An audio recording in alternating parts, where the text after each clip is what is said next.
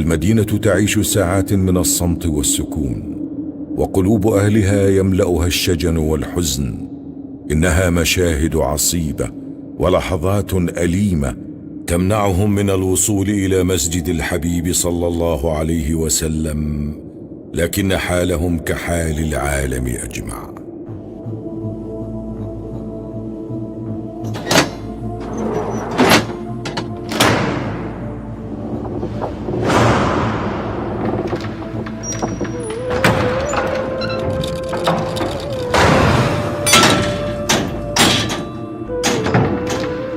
أبواب المسجد النبوي تغلق، والصلاة فيه تعلق إلا عن الإمام ونزر يسير من المصلين، ودموع خطيب المسجد النبوي تذرف لغياب حضور جموع المسلمين.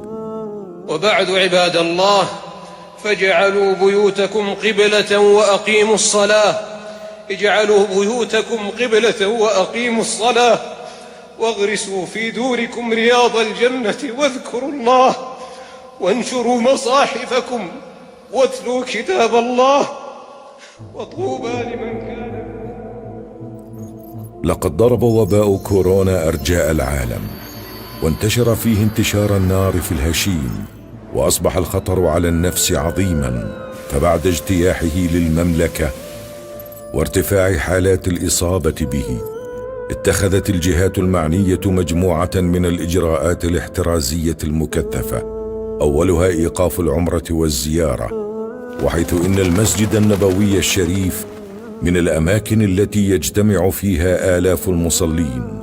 فلقد تقرر في 10 من رجب لعام 1441 للهجرة خفض أعداد المصلين إلى 50% من الطاقة الاستيعابية، وذلك عن طريق إغلاق الحرم القديم والروضة الشريفة، وتكثيف أعمال التنظيف والتعقيم المستمرة، وإغلاق المسجد النبوي بعد صلاة العشاء يوميا.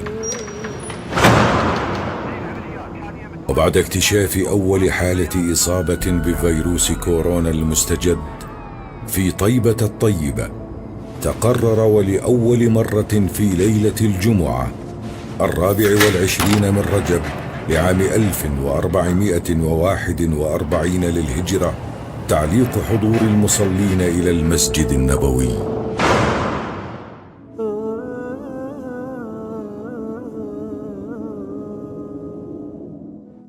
فيا الله، أبواب مشرعة أوصدت، ومصاحف كريمة تدثرت، وماء مبارك منه الحافظات أفرغت، وفرش للصلاة طويت، وحلقات للعلم أجلت، وأيد تقم المسجد أوقفت، وطرق المدينة خلت. فإذا بالصمت يزحف ببطء مهيب ليملأ أرجاء الحرم، والسكون قد عم أروقة وصفوفا خاوية تئن بالحزن والألم. مسجد الحبيب يفتقد أنفاسا به تعلقت، ومشاعر به اختلطت. مسجد الحبيب تودع ممراته البيضاء من تعلقت قلوبهم برحابه تعلق الوليد بأمه الرؤوم، لكنها حكمة المولى سبحانه قضى أن صون النفس مقدم على جلال الشعيرة وأداء الجمعة والجماعة.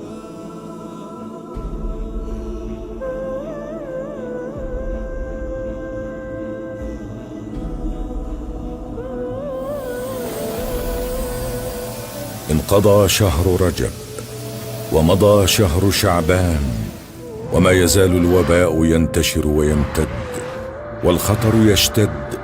فرض الحظر الكلي للتجول في المدينة المنورة، ومنع الدخول إليها أو الخروج منها، كما هو الحال في مكة المكرمة وبقية مدن المملكة.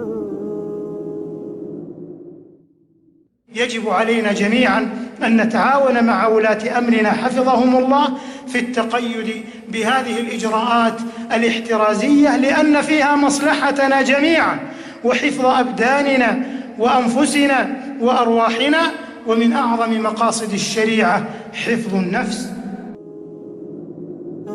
وجاء رمضان المبارك، هل هلاله، أبواب المسجد النبوي مغلقة، وحضور المصلين إليه معلق، وطرق المدينة خاوية، ونفوس المحبين متقدة شوقا، وعيونهم إليه رانية شرفا، ترتقب بشغف بابا يفتح أو طريقا إلى الحرم يفسح.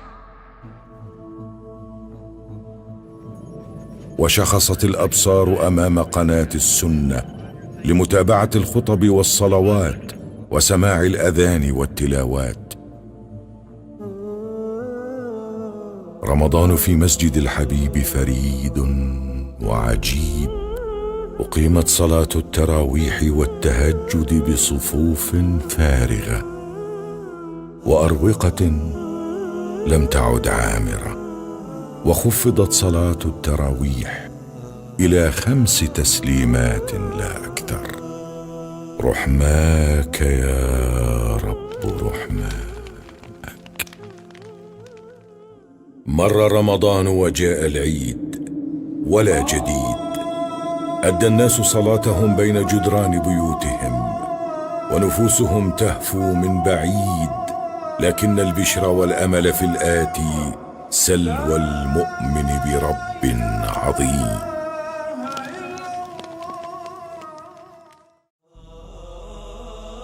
بشائر الخير لاحت من لدن رؤوف رحيم، فلقد تقرر الفتح التدريجي للمسجد النبوي بناء على الموافقة الكريمة من خادم الحرمين الشريفين الملك سلمان بن عبد العزيز حفظه الله. واستعدت وكالة الرئاسة العامة لشؤون المسجد النبوي بعمل الإجراءات الاحترازية والتدابير الوقائية وفق أرقى المعايير، وتهيئة المسجد النبوي لأداء الصلوات في بيئة آمنة صحية مطمئنة. شملت الخطة وضع كاميرات الكشف الحراري على الأبواب المخصصة للدخول، وتفويج دخول المصلين بما لا يزيد على 40% من الطاقة الاستيعابية، ورفع سجاد التوسعات والساحات كاملا. كما شددت الوكالة على ضرورة التزام المصلين بالإجراءات الاحترازية وارتداء الكمامات أثناء القدوم إلى المسجد النبوي، والتقيد بالمسافات المحددة وفق الفواصل الأرضية الموضوعة لتحقيق التباعد بين المصلين.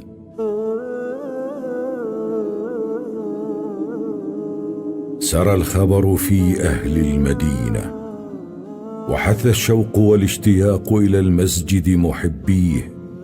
طوال الليل لم يغمض لهم جفن، ولم تخلد إلى النوم العيون.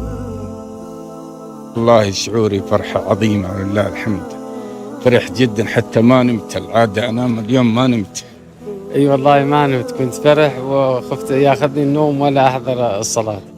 وقبل فجر 8 من شهر شوال، وبعد 73 يوما، أبواب الحرم تفتح للمصلين لتسمع نحيب وبكاء المشتاقين في الطرقات والساحات مستبشرين. دخلوا مسجد الحبيب فخروا لله ساجدين، وألسنتهم تلهج بحمد رب العالمين. تتلألأ مشاعر العيد في وجوههم، يقولون اليوم عيد. الله أكبر، نبغى نطير، قلوبنا طايرة من الفرح. الحمد لله والله قلوبنا طايرة. إن شاء الله يوصف. الحمد لله. والله العظيم القلب فرحان جدا، فرحان ومبسوط جدا مبسوط. الله يبارك فيكم. إنا فتحنا لك فتحا مبينا ليغفر لك الله ما تقدم من ذنبك وما تأخر ويتم نعمته عليك. فيا عباد الله، نهنيكم ونهني أنفسنا والمسلمين، نوصيكم أنفسنا بالدعاء أن يرفع الله هذه الغمة وأن يصلح. الحمد لله والشكر لله. اللهم لك الحمد، اللهم لك الحمد على نعمك العظيمة وآلائك الجسيمة. إلهي لك الحمد، إلهي لك الحمد على ما أنعمت به علينا في قديم أو حديث أو عامة أو خاصة أو سر أو علانية. فلك الحمد حتى ترضى، ولك الحمد إذا رضيت، ولك الحمد بعد الرضا. الحمد لله رب العالمين.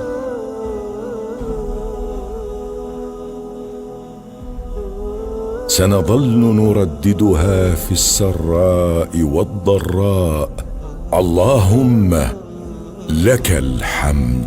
لك الحمد، عادت إلينا الحياة وعادت إليك جموع الصلاة.